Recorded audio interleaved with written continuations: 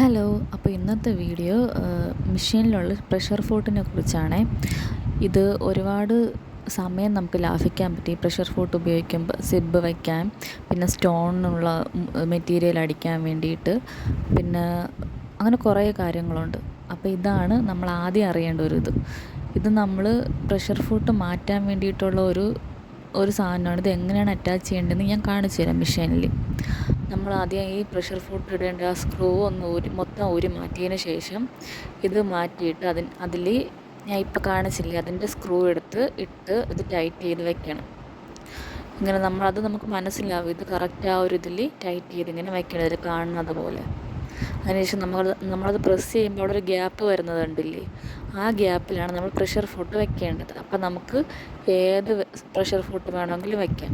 Left ആയിട്ടുള്ളത്, right ആയിട്ടുള്ളതും, പിന്നെ സ്റ്റോൺ വരുന്നതും, പിന്നെ ഇൻവിസിബിളായിട്ടുള്ള സിബ് അടിക്കേണ്ടത്, അങ്ങനെ ഒരുപാട് പ്രഷർ ഫൂട്ടുണ്ട്. അത് ഞാൻ പിന്നീട് പറഞ്ഞു തരാം ഏതൊക്കെയാണ്, ഏത് പ്രഷർ ഫൂട്ടാണ് ഏതിലൊക്കെയാണ് ഉപയോഗിക്കേണ്ടത്. അപ്പോൾ നമ്മൾ ആവശ്യാനുസരണം നമുക്ക് ഏത് പ്രഷർ ഫൂട്ടാണ് ആവശ്യമുള്ളത് നമുക്ക് ആ സമയം മാറ്റി നമുക്ക് ഉപയോഗിക്കാം. ഇത് ഞാൻ ഇങ്ങനെ മാറ്റി കാണിച്ചു തരുന്നതാണ്. അത് നമ്മൾ അപ്പുറത്തെ കൈ കൊണ്ട് അതിങ്ങനെ പ്രസ് ചെയ്യുമ്പോൾ ആ ഗ്യാപ്പിൽ നമുക്ക് ഇത് വയ്ക്കാം. ഇത് ഇൻവിസിബിളായിട്ടുള്ള പ്രഷർ ഫൂട്ടാണ്. അത് ഞാൻ പതുക്കെ എല്ലാം കാണിച്ചു തരാം. അപ്പം നമുക്ക് നല്ല എളുപ്പമായിരിക്കും മാറ്റാൻ വേണ്ടിയിട്ട്. ഇല്ലെങ്കിൽ നമ്മൾ സ്ക്രൂ ഇളക്കി പിന്നെ ഓരോരോ പ്രഷർ ഫൂട്ട് വീതം ടൈറ്റ് ആക്കുമ്പോൾ അവിടുത്തെ സ്ക്രൂ ലൂസ് ആവും. ഇതാണ് സംഭവം. ഇത് നമുക്ക് ഓൺലൈനായിട്ടൊക്കെ വാങ്ങിക്കാൻ കിട്ടും. ആദ്യത്തെ പ്രഷർ ഫൂട്ട് ഇതാണ്. ഇത് പ്ലാസ്റ്റിക്കിലാണ് വരണത്. ഇത് നമുക്ക് ഈ സാറ്റിൻ മെറ്റീരിയലൊക്കെ ഇല്ലേ, ആ മെറ്റീരിയൽ അടിക്കാൻ വേണ്ടിയിട്ടുള്ളതാണ്. കാരണം നമ്മളുടെ മെഷീനിൽ പ്രഷർ ഫൂട്ട് വന്നിട്ട് നല്ല വെയിറ്റുമാണ്.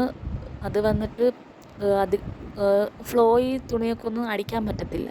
അപ്പോൾ അതിന് വേണ്ടിയിട്ടാണ് പ്ലാസ്റ്റിക്കിൻ്റെ ചുരുങ്ങത്തില്ല. അപ്പോൾ സാറ്റിൻ തുണി നമ്മളുടെ മെഷീനിൽ ഇത് വെച്ച് അടിക്കുമ്പോൾ ചുരുങ്ങും. അപ്പോൾ ഇത് ചുരുങ്ങാത്തതുകൊണ്ടാണ് ഈ ഒരു പ്രഷർ ഫൂട്ട്. ഈ പ്രഷർ ഫൂട്ട് നമുക്ക് ഇൻവിസിബിളായിട്ടുള്ള സിബ്ബല്ലേ, ഇൻവിസിബിളായിട്ട് നമുക്ക് വയ്ക്കാൻ പറ്റുന്ന. ഇപ്പോൾ എല്ലാ മെറ്റീരിയലും എല്ലാ ക്ലോത്തിലും നമ്മൾ ഇൻവിസിബിളായിട്ടുള്ള സിബ്ബാണ് വയ്ക്കുന്നത്, സിബ്ബ് കാണാത്ത രീതിയിൽ. ആ ഒരു സിബ്ബ് വയ്ക്കാൻ വേണ്ടിയിട്ടാണ് ഈ പ്രഷർ ഫൂട്ട് ഉപയോഗിക്കുന്നത്.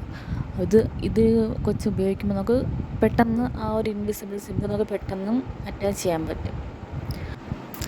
അടുത്ത പ്രഷർ ഫൂട്ട് വന്നിട്ട് ലെഫ്റ്റും റൈറ്റും നമുക്ക് ഈ സ്റ്റോൺ മെറ്റീരിയലൊക്കെ വരുന്നില്ലേ, അപ്പം ബ്ലൗസിലായാലും നമുക്ക് ഈ ചുരിദാർ മെറ്റീരിയലിലായാലും നമുക്ക് നെക്കിൻ്റെ അവിടെയൊക്കെ സ്റ്റോൺ വരുന്ന സൈഡ് ലെഫ്റ്റും റൈറ്റും ഉണ്ട്.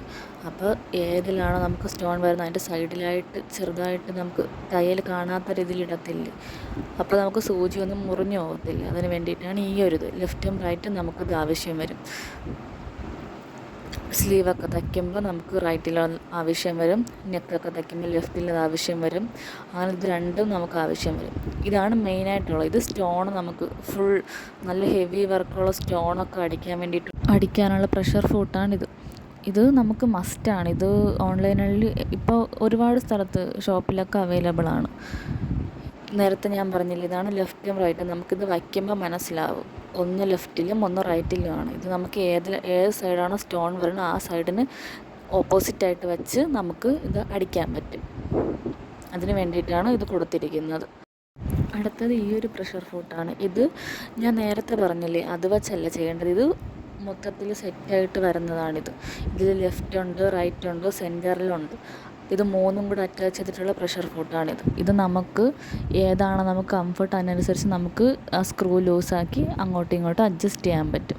അതിനുള്ളതാണിത്.